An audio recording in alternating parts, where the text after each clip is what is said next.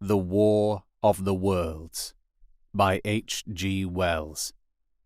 Narrated by R. J. Bailey. Book 1. The Coming of the Martians. Chapter 10. In the Storm. Leatherhead is about 12 miles from Maybury Hill. The scent of hay was in the air through the lush meadows beyond Perford, and the hedges on either side were sweet and gay with multitudes of dog roses. The heavy firing that had broken out while we were driving down Maybury Hill ceased as abruptly as it began, leaving the evening very peaceful and still. We got to Leatherhead without misadventure about 9 o'clock, and the horse had an hour's rest while I took supper with my cousins and commended my wife to their care. My wife was curiously silent throughout the drive, and seemed oppressed with forebodings of evil. I talked to her reassuringly, pointing out that the Martians were tied to the pit by sheer heaviness, and at the utmost could but crawl a little out of it, but she answered only in monosyllables. Had it not been for my promise to the innkeeper, she would, I think, have urged me to stay in Leatherhead that night. Would that I had! Her face, I remember, was very white as we parted. For my own part, I had been feverishly excited all day. Something very like the war fever that occasionally runs through a civilized community had got into my blood, and in my heart I was not so very sorry that I had to return to Maybury that night. I was even afraid that that last fusillade I had heard might mean the extermination of our invaders from Mars. I can best express my state of mind by saying that I wanted to be in at the death. It was nearly 11 when I started to return. The night was unexpectedly dark.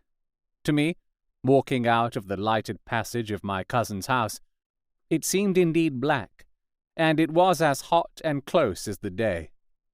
Overhead, the clouds were driving fast, albeit not a breath stirred the shrubs about us. My cousin's man lit both lamps. Happily, I knew the road intimately. My wife stood in the light of the doorway and watched me until I jumped up into the dog-cart.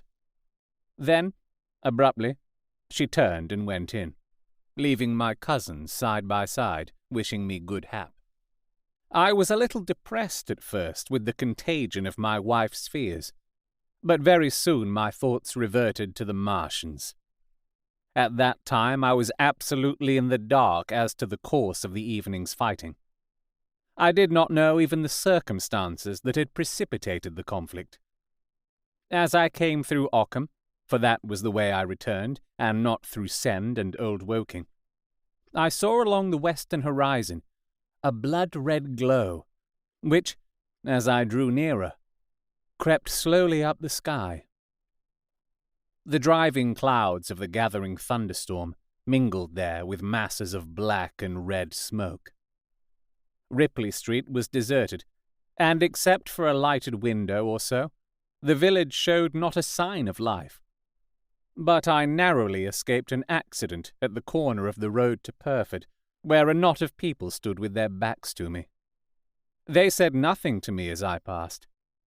I do not know what they knew of the things happening beyond the hill, nor do I know if the silent houses I passed on my way were sleeping securely, or deserted and empty, or harassed and watching against the terror of the night.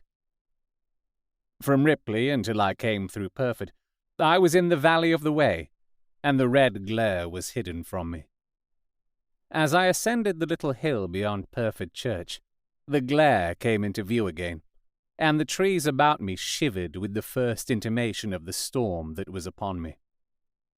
Then I heard midnight pealing out from Perford Church behind me, and then came the silhouette of Maybury Hill, with its tree-tops and roofs black and sharp against the red. Even as I beheld this, a lurid green glare lit the road about me and showed the distant woods towards Addleston. I felt a tug at the reins. I saw that the driving clouds had been pierced, as it were, by a thread of green fire, suddenly lighting their confusion and falling into the field to my left. It was the third falling star. Close on its apparition, and blindingly violet by contrast, danced out the first lightning of the gathering storm, and the thunder burst like a rocket overhead. The horse took the bit between his teeth and bolted. A moderate incline runs towards the foot of Maybury Hill, and down this we clattered. Once the lightning had begun, it went on in as rapid a succession of flashes as I have ever seen. The thunderclaps treading one on the heels of another, and with a strange, crackling accompaniment, sounded more like the working of a gigantic electric machine than the usual detonating reverberations. The flickering light was blinding and confusing, and a thin hail smote gustily at my face as I drove down the slope. At first, I regarded little but the road before me, and then, abruptly, my attention was arrested by something that was moving rapidly down the opposite slope of Maybury Hill.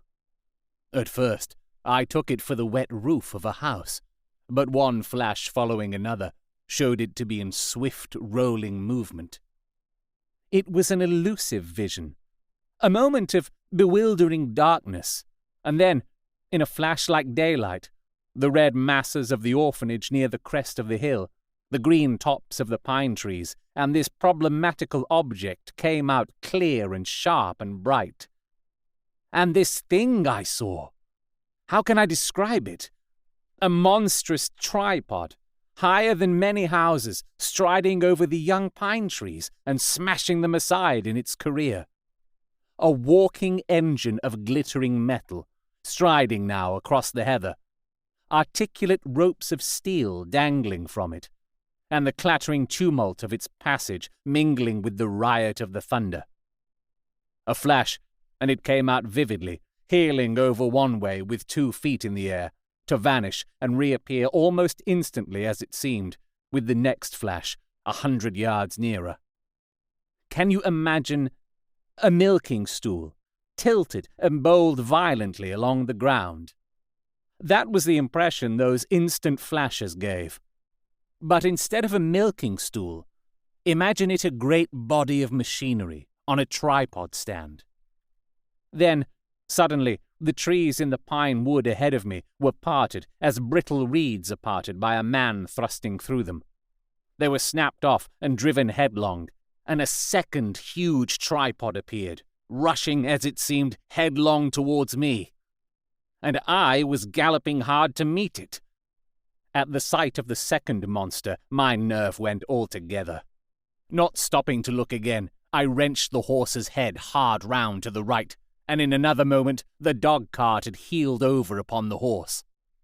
The shafts smashed noisily, and I was flung sideways and fell heavily into a shallow pool of water. I crawled out almost immediately and crouched, my feet still in the water, under a clump of firs.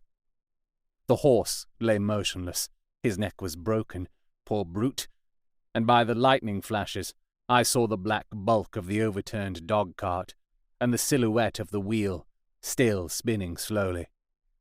In another moment, the colossal mechanism went striding by me, and passed uphill towards Perford. Seen nearer, the thing was incredibly strange, for it was no mere insensate machine driving on its way.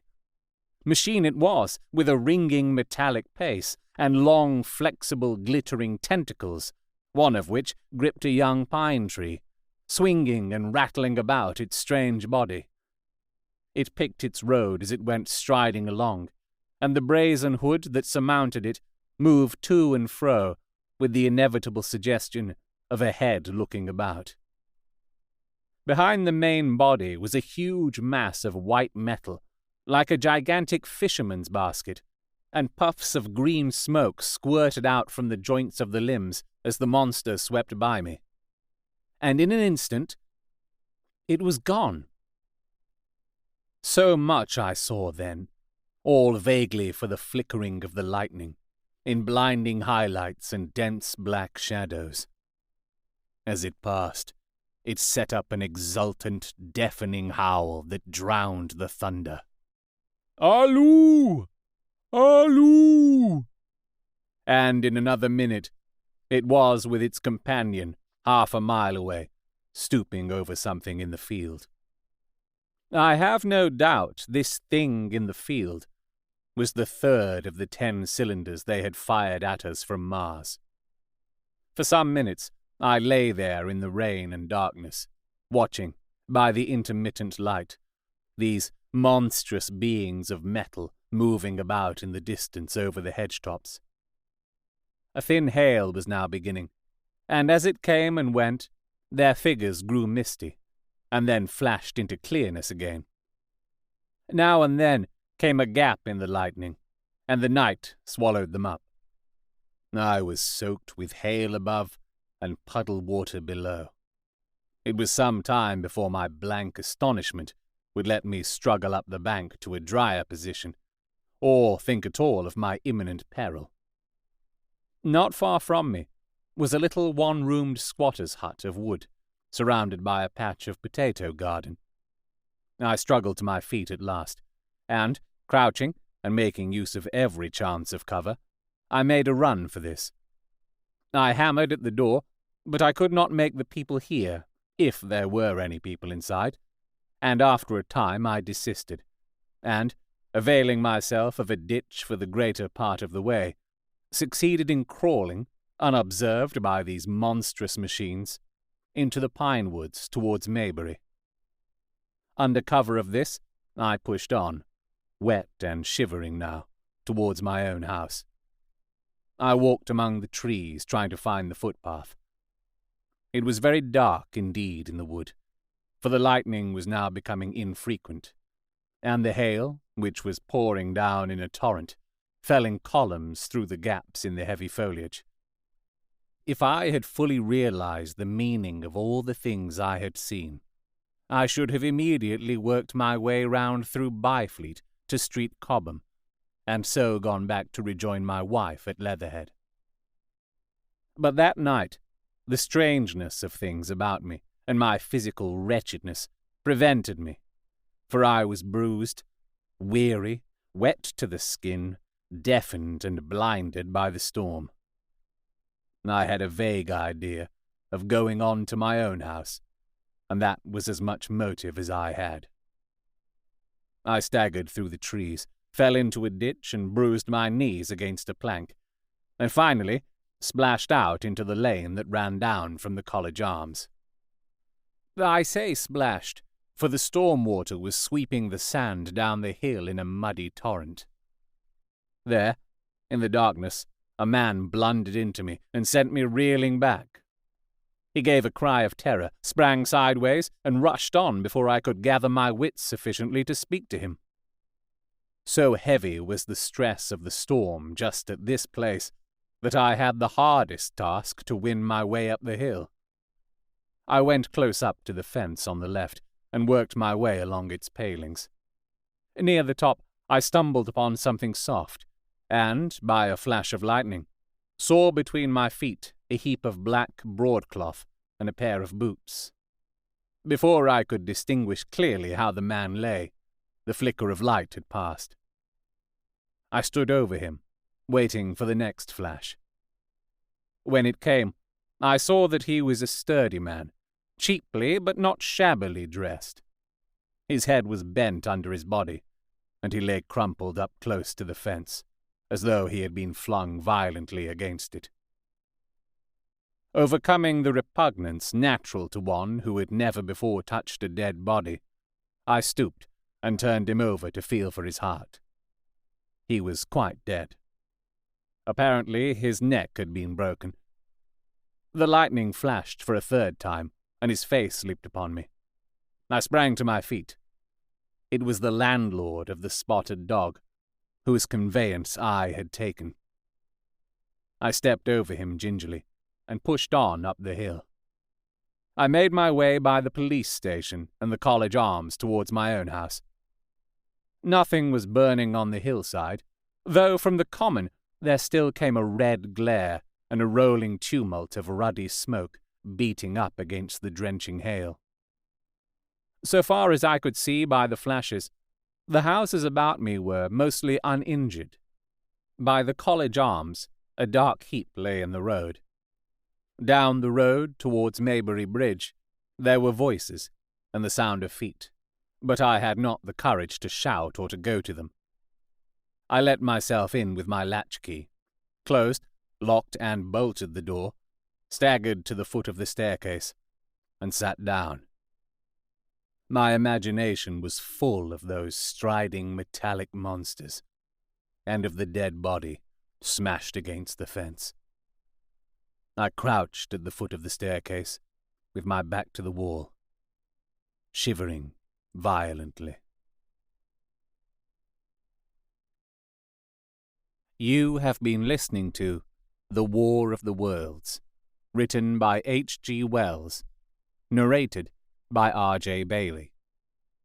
If you have enjoyed this recording, you can support me by getting Martian merch at fineartgeek.redbubble.com.